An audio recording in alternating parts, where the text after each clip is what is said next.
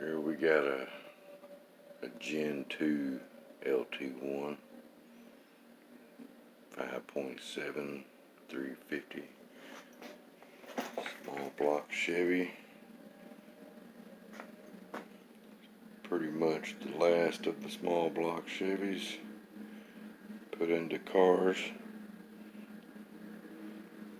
We made these from 92 to 97. 92 they only came in Corvettes.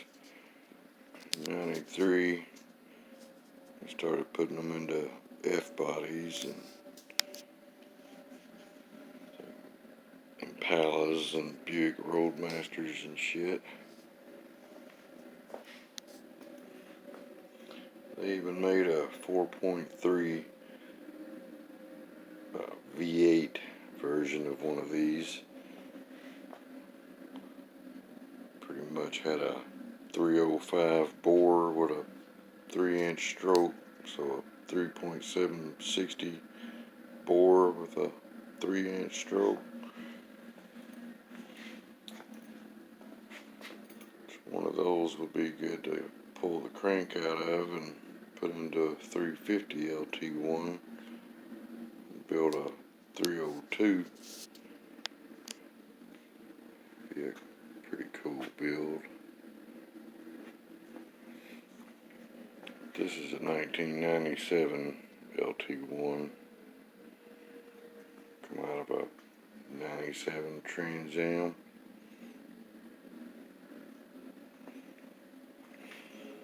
These engines factory rated from 260 horse in the big cars to 275 in the F bodies and 300 in the Corvettes, which they had little differences in them. The units in the big ass Roadmasters and Impalas had cast iron heads, different exhaust and shit. The Corvettes had the best exhaust.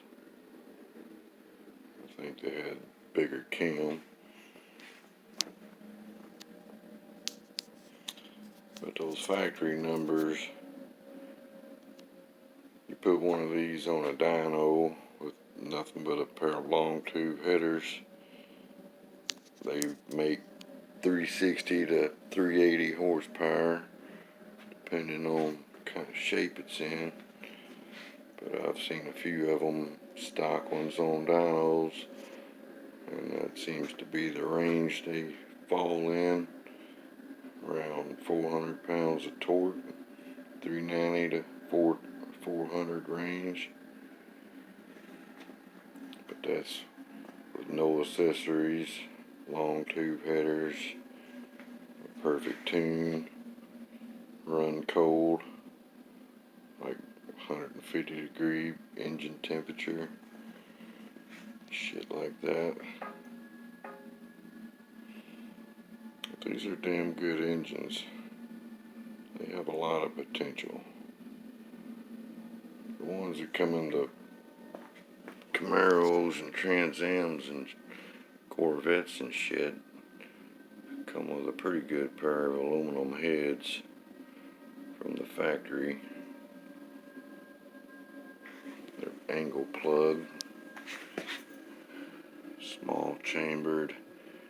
These engines have like 10.5 to 1 compression stock, so they're like 60cc chamber, I believe.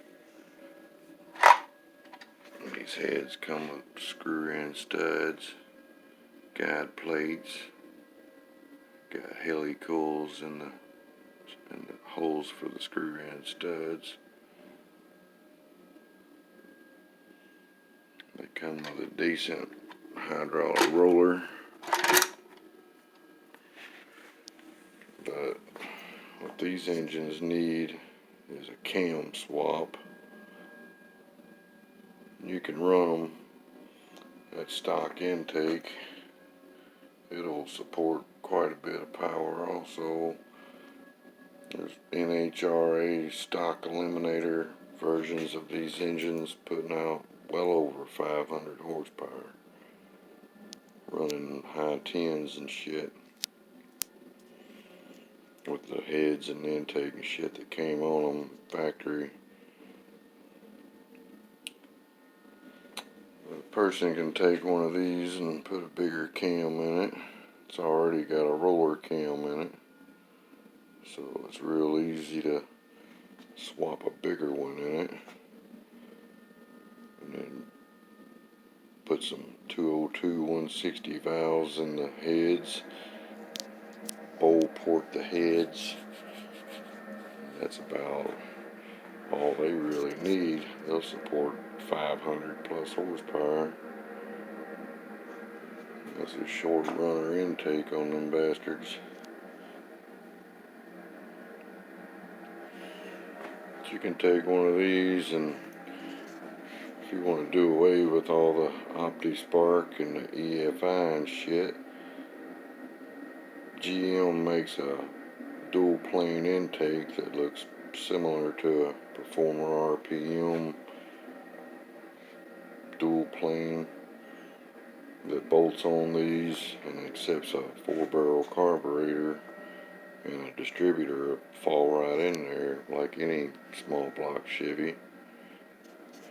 You can convert these bastards to a carburetor, make them simple, put them in old shit, and they make more horsepower with the carburetor. Now these things, stock one of these with headers and that intake and a 750 double pumper, they're over 400 horse. Then you put a big rowdy fucking cam in there and do some work to the heads and shit. Maybe even jack the compression up a little higher. These things will squeeze out some power. They'll take some fucking power too. There's a Camaro drag car out there called the Grub Worm. It's like a mid-90s C28 Camaro that runs 6s in the quarter at 200 plus mile per hour. That fucking thing, it was running 690s with a production block. I think it was it's either twin turbos or one big bastard. It's been through several different configurations, but they pushed that stock block, which it was obviously filled and billet caps, and they done a lot of work to make that block survive the power that car was putting out. I believe I've heard upwards of 2,000 horsepower before they went with an aftermarket block. So they will take more power than somebody would think. Take more power than I would think.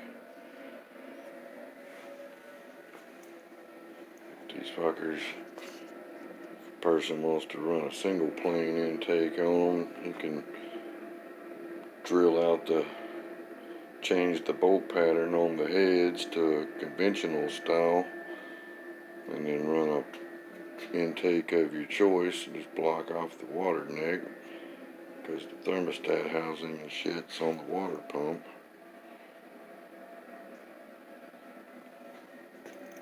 These engines have a lot of potential, and people are porting these heads and getting pretty big numbers out of them. There's not a whole lot of these out there, but there are a few. I'm gonna build this one, probably stick it in this 85 Trans Am, 85 Trans Am, sitting on the driveway here. It's probably gonna end up with one of them GM carbureted intakes on it.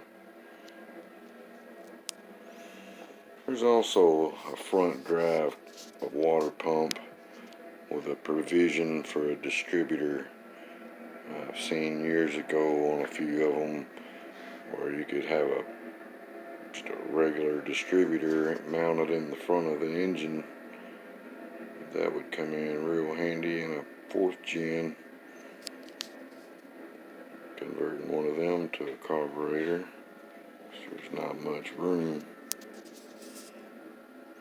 But I ain't seen one of them covers in years, and I wouldn't even know where to try to find one.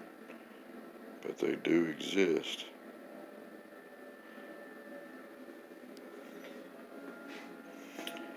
A person could run one of these and keep it EFI and throw the ECM and the wiring harness and shit and put it all into an old Malibu or 3rd gen, 2nd gen Camaro, whatever, old truck. And these are pretty powerful, just pretty much as is, just make a few changes. These headers are some Edelbrock stainless, bolt up to the stock exhaust and shit, but when this thing goes in the car, it'll more than likely have some long tubes on it. But these things are kind of funny on the exhaust ports. They're like a raised D-port exhaust. They're a little different than your typical small block Chevy. But the motor mounts and shit will bolt right in anywhere a small block Chevy is. Same bell housing.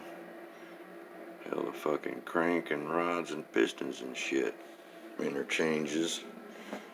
Although these have a pretty good hyper-eutectic piston in them from the factory with thin rings and shit.